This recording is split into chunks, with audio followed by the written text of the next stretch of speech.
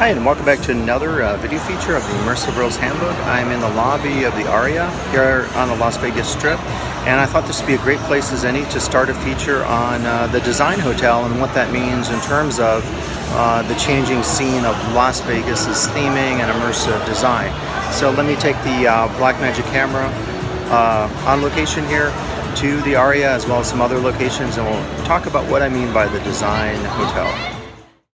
Okay, as we begin the tour today, I'll be looking primarily at the Aria at City Center, and right next to the Aria at City Center, the Cosmopolitan. I've done numerous video features on both, looking at City Center, looking at the Cosmo, breaking down each of their representative rooms. I also have quite a few features and a new one coming out on aesthetics and hotels. And so both the Cosmo and the Aria are heavily embedded with all sorts of wonderful art pieces and performance pieces. So you can kind of see that we're headed in that direction, talking about the design hotel in the context of art and aesthetics.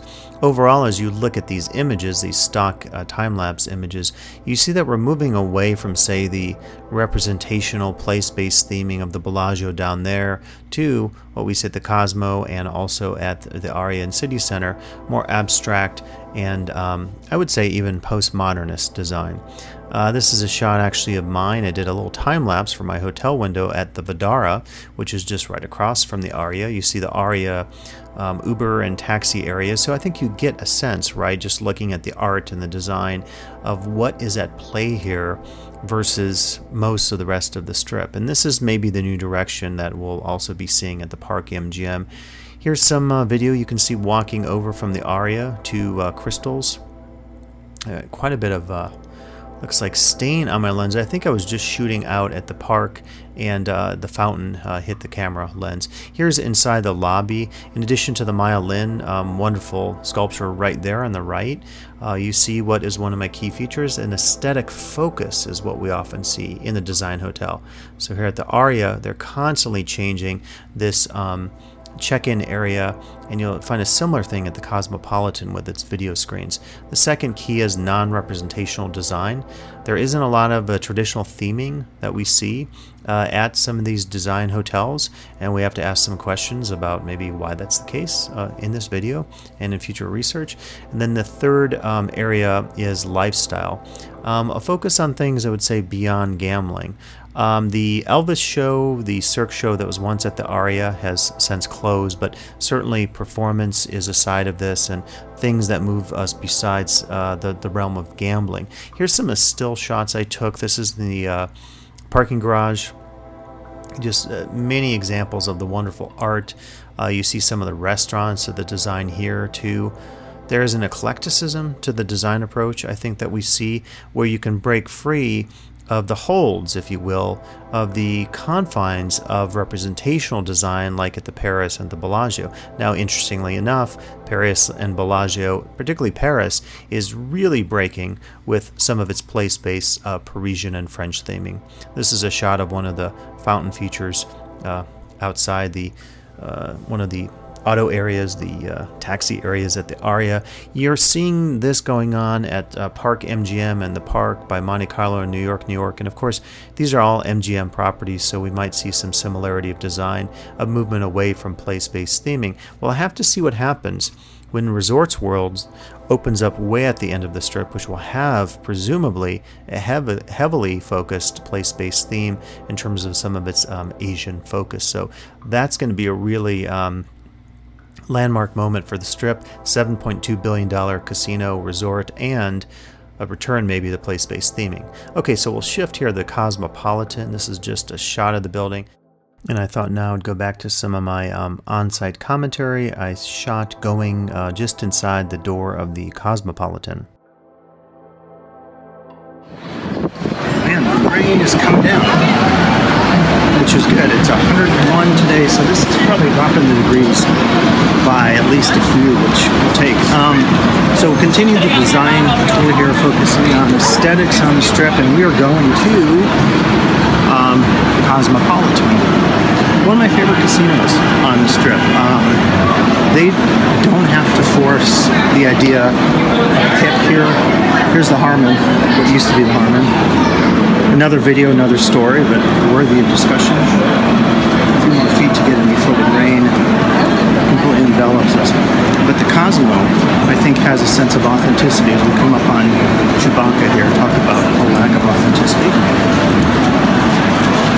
But it has authenticity because I think its design focus is never forced. You'll see this as we go on the tour. I think you'll have a sense of why Cosmopolitan works so well. So let us go inside. For a tour.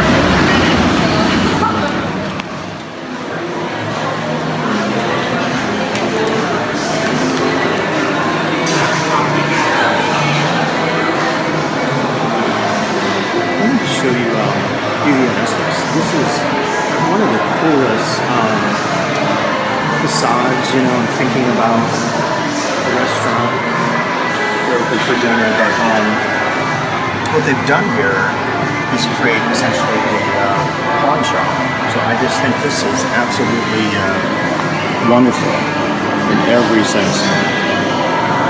Just get a sense of what they've done here.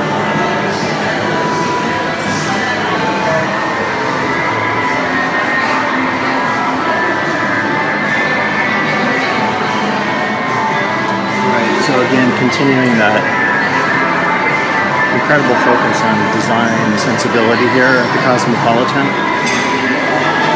It's really, really, really cool.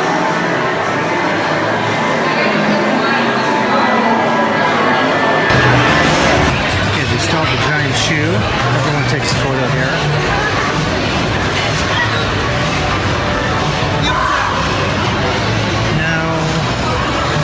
To look over my photos, I'm recalling that some things have changed here. Sports bar, the sporting area, billiards and stuff. And I think there used to be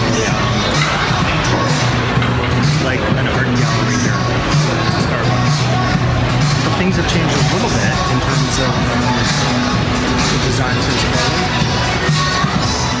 Okay, so hopefully you could hear that voiceover. I discovered there was a lot of ambient noise for some of that recording, and I tried to process it and post as much as I could. But anyway, here is more of the Cosmopolitan. You know, we can look at certainly the check-in area and realize that it is absolutely a sight in terms of these incredibly immersive video screens. And there are so many nods, I think, to creative, inspired guests like the Artomat here, which you can get your own original piece of art. All throughout the Cosmopolitan, there's an aesthetic focus, even including in the parking garages with the graffiti. Some of these next images here, some of this has changed over time. These are some of the seating areas, which I think are very nice. But I think over time, I know this is in front of Secret Pizza, and they did take that out and change the area a little bit. You know, one of the things that is important, I think, with the design hotel is a sense of flux, a sense of change, because guests do expect that things will be updated and altered as appropriate. Now, again, the guest doesn't have a lot of say in what gets changed or whatever, but if you do enough marketing studies, if you interview people and you discover, sometimes a property can lose some of its appeal. I know for sure this particular feature has come out. A lot of things have changed on the bottom floor in terms of the art galleries and some of the clubs and so forth. We'll take a spin here up and down the escalators. I always, thought that the chandelier they created here at the Cosmopolitan was very classy. We will see here just a few of the restaurants. David Chang opened up his incredible Korean restaurant, which is so renowned, right there, Momofuku, and also the Milk Bar, the dessert side of things. And a lot of actually new restaurants. Egg Slut has recently opened here at the Cosmopolitan, so a lot of alteration, I think, is something that we see with the tendencies of the design hotel here in Las Vegas, whether the Cosmopolitan or the Aria. The video feature today here focusing on the design hotel at the Aria and many other hotels on the Strip, and please do come back for additional video features of the Immersive Worlds Handbook.